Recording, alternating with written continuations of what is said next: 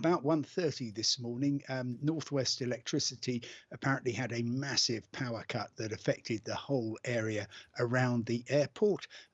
Just in case you were going to ask, it doesn't appear to be related to a cyber attack. As a result of that, Manchester Airport had its systems knocked out, from baggage to security to UK border force. It is 5 to 7 now. There are delays and cancellations affecting flights this morning at Manchester Airport because we're told of an apparent power failure. Let's get some more detail from the Independent's travel correspondent, Simon Calder. Morning, Simon. What's happening?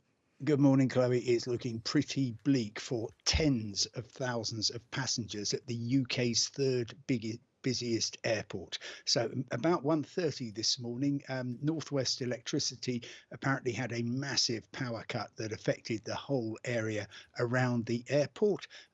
Just in case you were going to ask, it doesn't appear to be related to a cyber attack. As a result of that, Manchester Airport had its systems knocked out, from baggage to security to UK border force. Now, that has happened at a time, even though they've got the power working, particularly at Terminal 3, which is Ryanair and British Airways. That terminal is the only one which is working. The much bigger Terminals 1 and Terminals 2 are still not working properly. You have, understandably, tens of thousands of people who have gone to the airport for those flights which began as early as 5:15 this morning, or they were due to. They have not been going anywhere. They're still standing around trying to check in their bags. And so my understanding is that the airport has ordered the airlines to put in a kind of firebreak, which is effectively saying, we are going to cancel a whole load of flights for several hours.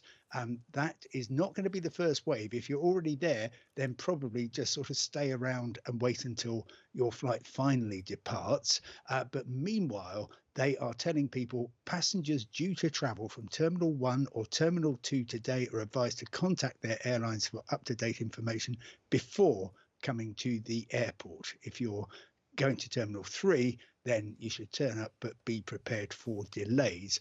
And of course, as well as the tens of thousands of people who will be affected on their way out from Manchester, you've got an equal and opposite number of people who are waiting abroad to be flown home. And I'm afraid, given that this has happened at such a busy time, very little slack in the system, most planes flying very, very full, it could be some days before actually people get where they need to be. Well, that's what I wanted to ask you. How much slack in the system is there? I mean, how do you catch up? Can you catch up? Do you just fly later into the night, or how does it work? Well, it's going to be very difficult because, of course, all the crews have limits on their hours. So therefore, the crews who were ready to fly out at, say, 6 o'clock this morning on a maybe 8 or 10 hour day, they're not going to be going anywhere until maybe mid-morning, and they'll only be able to do one rotation, as it's called, out and back rather than two. And yes, the airlines will be doing what they can, especially people like Jet2 and TUI, who are package holiday companies. So their whole business depends on getting people out to the resort and getting them back and so on. These things do sort themselves out, but it can take a few days.